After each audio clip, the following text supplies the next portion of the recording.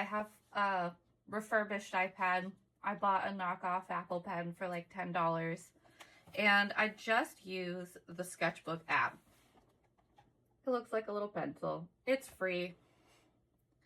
And when I open that, I can start with layers. I'll add whatever images I find because I make anatomical art. So if I find different pictures, different viewpoints that I want to use to make the final drawing.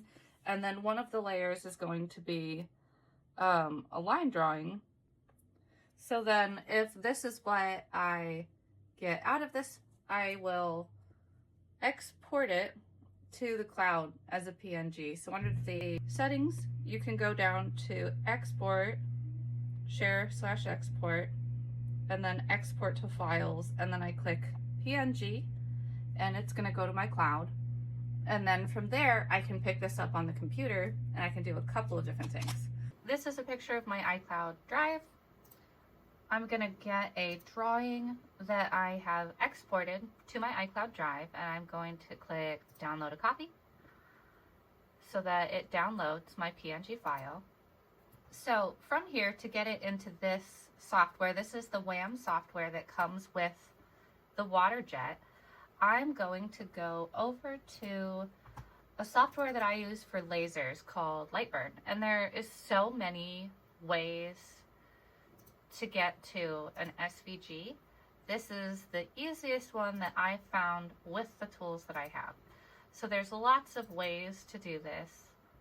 This is just the way that I found. So what I did was I went up to File, I clicked Import, and then I click the file I wanted to import, and then I'm gonna right click and I go down to Trace Image, and it will sort of give you this auto trace, and that's it. Now it's an SVG.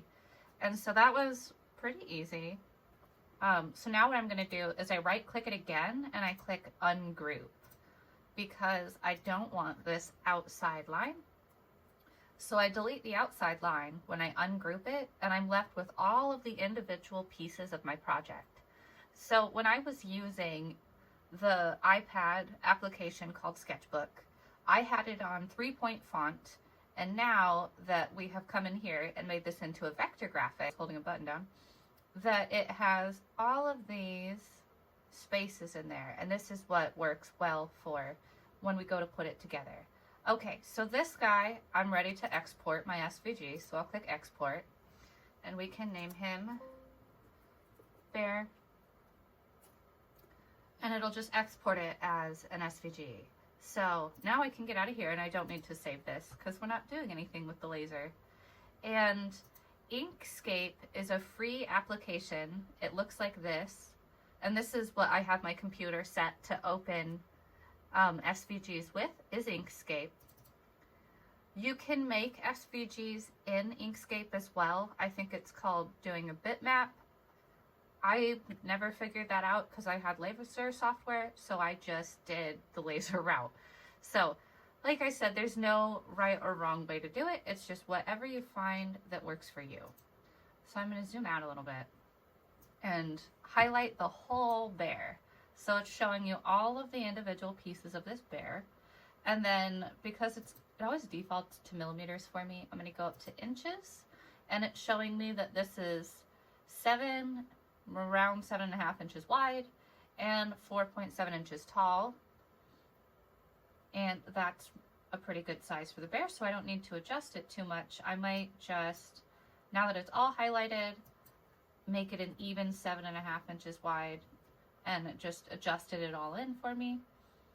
And then if you want these to stay connected, you can lock that in place. If you don't want them connected, I can go 4.5 here. And so now it's an even 7.5 and 4.5. And that's what I've got. And so this is set to export as a PNG. I'm going to export it as the SVG. So I'm just going to save over what I have and replace it. So now I have this set to the size that I want. If I was going to do the bear in different colors, I could pull those colors out and save them as a separate file to go into the Wazer software. But I don't need to. I can do the bear as all one color. So now we're ready to go into WAM, the Wazer software. And so here is the bare file that we saved, the SVG. We edited it after it came out of the Wazer software. And you double click it and it'll show you the whole bare. And you can cut it like this, but I don't recommend it. It's better to split it up because then you can get it to fit within the glass. So say I have each one of these squares is 3 inches by 3 inches. It lines up with the cut bed squares. And if I have a 9 by 9 sheet of glass, so that's 3, 6, 9, 3, 6, 9, it would be these squares. I could try and fit it on that. If I have maybe a 6 by 6 sheet of glass, that's these two, so I can try and fit it in here. And you just adjust all your pieces around. So one of the things that you might want to do is say something's an inconvenient shape. You go down to scale and position and highlight your piece, and here you can do the rotation. So if I wanted to go negative, like negative 45 degrees, it'll do that. It can go in reverse. Or I can delete that negative and just go 45 degrees and it'll do that. And then you just sort of move it around where you want it to go. Can move all these pieces. So some people wondered, how close can a piece be before it's too close to the one next to it? You'll see when we get down to the tabs and leads, how close, because it'll show you the cut path. So this one, I'm going to go negative 60, make it nice and flat. So I have this nice and close to a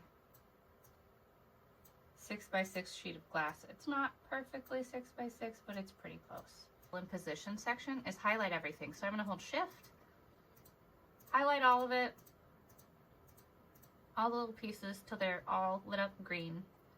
Under material, I'll select ceramics and stone. And then under there is where glass, marble, tile. So the way that the Wazer software works is all the material settings are already in there. You don't need to know them. So this is going to be soda lime glass, and then it'll always default to inches, but glass is always in millimeters. I don't know anyone who has like inch thick glass. So millimeters, and then say it's 3 millimeters thick. That's general thickness of glass. And then in this one, we're going to say what the cut line will be. And switch it to outside because I already have the right lines that I want between my pieces. So my spacing is already where I want it to be. And when I do outside, it's going to preserve the size and shape of those pieces. And then under tabs and leads, it'll automatically default to putting 1 tab on each piece. I like to switch this down a tenth and go to 6.5. And so I do that while it's all highlighted so I don't have to select it individually. So I wait until it's highlighted, and then from here I can move all of the tabs around. So I don't want the tab to be on a corner, so I'm going to move this all down to a middle flat section where it's going to be easy to grind, and if it's on a corner while it's cutting, it can pop off in the machine, and that's not a huge deal. You can fish it out of the bottom of the tank, but if you don't want to go fishing, you have to make sure your tabs are in the right spot. And so you can see even here, if I zoom in a bit, these have a space of glass between it, so there's plenty of room in there. I could squish these closer if I wanted to. So if you want to go back to your default viewing, it's this little square diddly here. We'll just do that. All right, and then under cut, this is for the whole thing, so I don't have to have it all highlighted. I can say fine, because I want this to be as accurate as possible. And then this is going to give me the time that it's estimating, the amount that it's going to estimate an abrasive that I'll use. It's estimating my cost at $3.37 to cut this out. And that's great. It's showing me cut extents based off of where I have it. So that kind of gives me an idea on the piece of glass that I need. And then if I save this, this is the bare kit. Then you can do 2 things: generate the job file and save the .wazer file. And that's so that you can come back and edit it later. So the job file is what I'll save to an SD card and put it in my machine to run it. When I save the .wazer file, this is so that I can come back and edit it